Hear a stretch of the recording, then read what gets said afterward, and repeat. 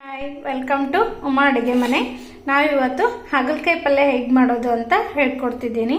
ನಾನಲ್ಲಿ ಹಾಗಲಕಾಯಿನ ಗೋಲಾಗಿ ಕತ್ತರಿಸ್ಕೊಂಡು ಉಪ್ಪು ಹಾಕಿ ಸ್ವಲ್ಪ ನೀರು ಹಾಕಿ 1 ಗಂಟೆವರೆಗೂ ನೆನೆಸಿಟ್ಕೊಂಡಿದ್ದೀನಿ. ನೋಡಿ, ಈಗ ನೀರಿಂದ ಎಲ್ಲಾನು ಜಾನ್ಕೋಬೇಕು. ಸೊ ನೀರಿಂದ ಜಾನ್ಕೊಂಡು ಒಂದು ಬಾಣಲಿಗೆ ಹಾಕ್ಕೊಂಡಿದ್ದೀನಿ. ಈಗ ಇದಕ್ಕೆ ಸ್ವಲ್ಪ ಆಯಿಲ್ ಹಾಕ್ಕೋಬೇಕು. ಆಯಿಲ್ ಹಾಕ್ಕೊಂಡು ಚೆನ್ನಾಗಿ ಹುರ್ಕೋಬೇಕು.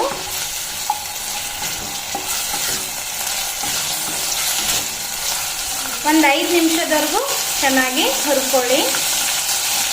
ಒಂದು ಸ್ವಲ್ಪನೂ ಕೂಡ ಪಲ್ಯ ಕಹಿ ಆಗೋದಿಲ್ಲ, ತುಂಬ ಚೆನ್ನಾಗಿರುತ್ತೆ ಪಲ್ಯ. ಸೊ ನೋಡಿ, ಈ ಥರ ಚೆನ್ನಾಗಿ ಫ್ರೈ ಮಾಡ್ಕೊಂಡಿದ್ದೀನಿ ನಾನು ಎಲ್ಲ ಹಾಗಲಕಾಯಿನ. ಈಗ ಇದೇ ಬಾಣಲಿಗೆ ಸ್ವಲ್ಪ ಎಣ್ಣೆ ಹಾಕ್ಕೊಳ್ಳಿ.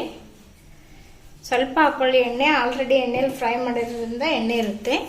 ಸೊ ಈಗ ಜೀರಿಗೆ, ಸಾಸಿವೆ,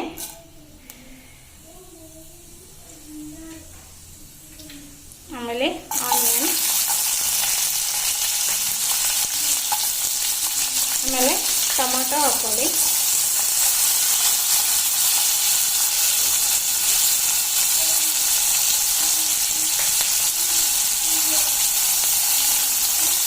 ಒಂದು ಟೊಮಾಟೊ, ಒಂದು ಆನಿಯನ್,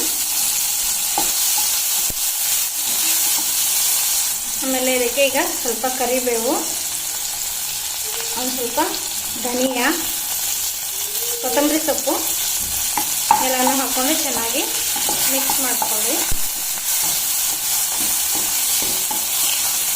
ನಾನು ಹಾಗಲಕಾಯಿ 2 ತೊಗೊಂಡಿರೋದ್ರಿಂದ ಒಂದು ಚಿಕ್ಕ ಚಿಕ್ಕ ಆನಿಯನ್ ಮತ್ತು ಟೊಮಾಟೊ ಹಾಕ್ಕೊಂಡಿದ್ದೀನಿ. ನೀವು ಬೇಕಾದರೆ ಇನ್ನೂ ಜಾಸ್ತಿ ತೊಗೋಬೋದು.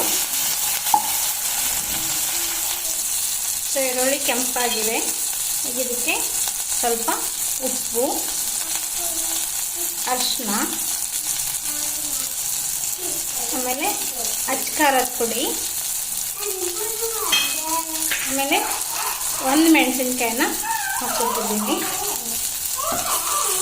ಈಗ ಹುರ್ಕೊಂಡಿರೋವಂಥ ಹಾಗಲಕಾಯಿನ ಇದರಲ್ಲಿ ಹಾಕ್ಕೊತಿದ್ದೀನಿ.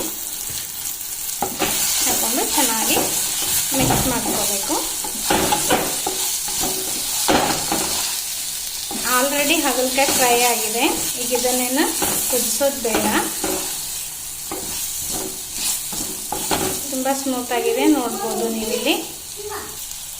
ಸೊ ಈಗ ಇದಕ್ಕೆ ಒಂದು ಸ್ವಲ್ಪ ಶೇಂಗಾ ಪುಡಿನ ಹಾಕ್ಕೊತಿದ್ದೀನಿ.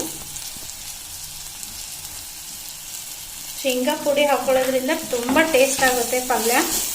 ಖಂಡಿತ ನೀವು ಒಂದು ಸರ್ತಿ ಟ್ರೈ ಮಾಡಿ ನೋಡಿ, ತುಂಬ ಚೆನ್ನಾಗಾಗುತ್ತೆ. ಒಂದು ಸ್ವಲ್ಪನೂ ಕೂಡ ಕಹಿ ಇರೋದಿಲ್ಲ. ಮಕ್ಕಳು ಕೂಡ ತುಂಬ ಇಷ್ಟಪಟ್ಟು ತಿಂತಾರೆ. ನೋಡಿ, ಈ ಥರ ಸ್ಟವ್ನ ಆಫ್ ಮಾಡ್ಕೊಂಡ್ಬಿಡೋಣ. ಸೊ ನಮ್ಮ ಹಾಗಲಕಾಯಿ ಪಲ್ಯ ಈಗ ರೆಡಿ ಆಗಿದೆ. ನೀವು ಕೂಡ ಟ್ರೈ ಮಾಡಿ ಹೇಳಿ ಹೇಗಿದೆ ಅಂತ. ನಮ್ಮ ಚಾನಲ್ಗೆ ನೀವು ಇನ್ನೂ ಹೊಸಬರಾಗಿದ್ದರೆ ನಮ್ಮ ಚಾನಲ್ನ ಲೈಕ್ ಮಾಡಿ ಮತ್ತು ಸಬ್ಸ್ಕ್ರೈಬ್ ಮಾಡಿ.